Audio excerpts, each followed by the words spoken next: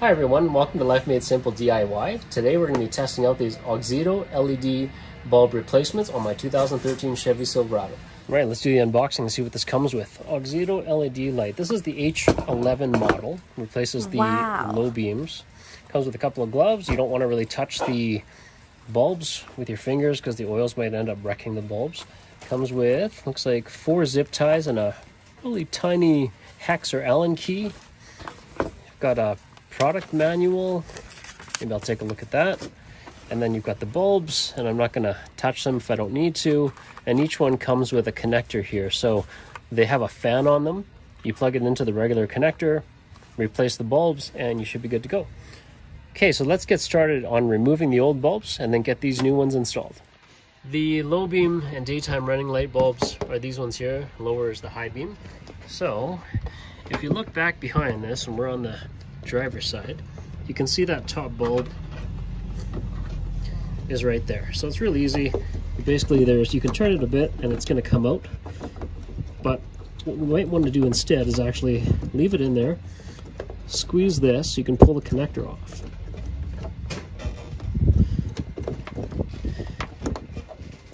Okay, so you just do that, squeeze it, pull the connector out.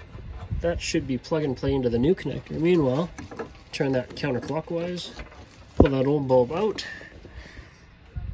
There it is.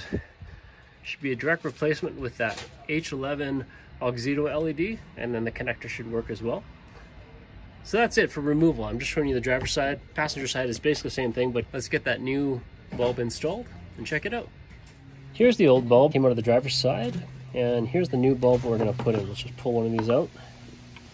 So you'll notice subtle differences. I mean, they've got the same design, so once you plug that in and you turn clockwise, it's going to lock in there. But one of the differences, obviously, is it's got a fan running in the back, and that's going to help keep it running cool, as they do burn hotter than these. And then the connector on the other end, right here, you can see is basically the same design. So once I get that one installed, you just plug this in, and those zip ties, or if you need to zip tie these, because the cable's obviously longer, if you need to zip tie it somewhere. So I'm going to get them installed, see if I actually need to zip tie it or not, and we'll go from there. All right, let's get the new one lined up here.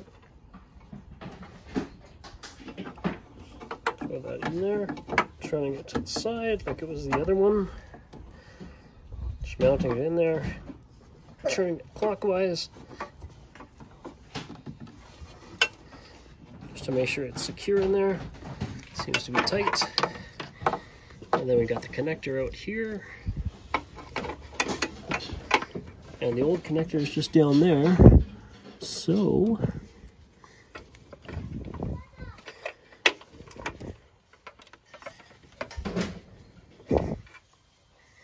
okay, I was able to do it with one hand. So I might just zip tie this together so it's not dangling all over the place. But otherwise, I think we are good to go. We'll do the passenger side, and then I'll show you what the end result looks like. All right, let's turn these things on, see how they look. Yep, works well. Works well. This is what the new LED bulbs look like at night.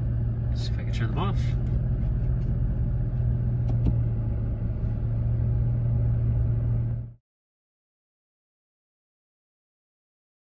So I've been driving with these for a couple of days, and I noticed the beams are just too high.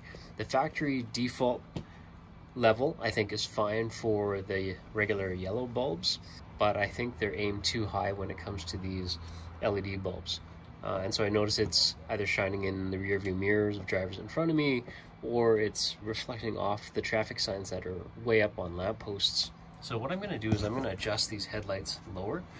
So if you look here, you're going to see right there, that's an adjustment screw. You can use a deep Phillips screwdriver or a 6mm hex. I'm going to use a 6mm hex. I'm going to turn that clockwise, and as it goes clockwise, you'll be able to see the adjustment and see if it's going downwards or upwards. So here we go. I'm just going to give it 5 turns. If you look up again, you can see the driver's side is now lower than the passenger side. So I think I want to crank it a little bit lower. I'm going to bring it down to a total of 10.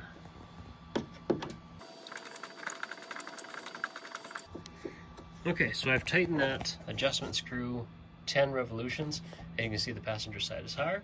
So I'm going to go over there.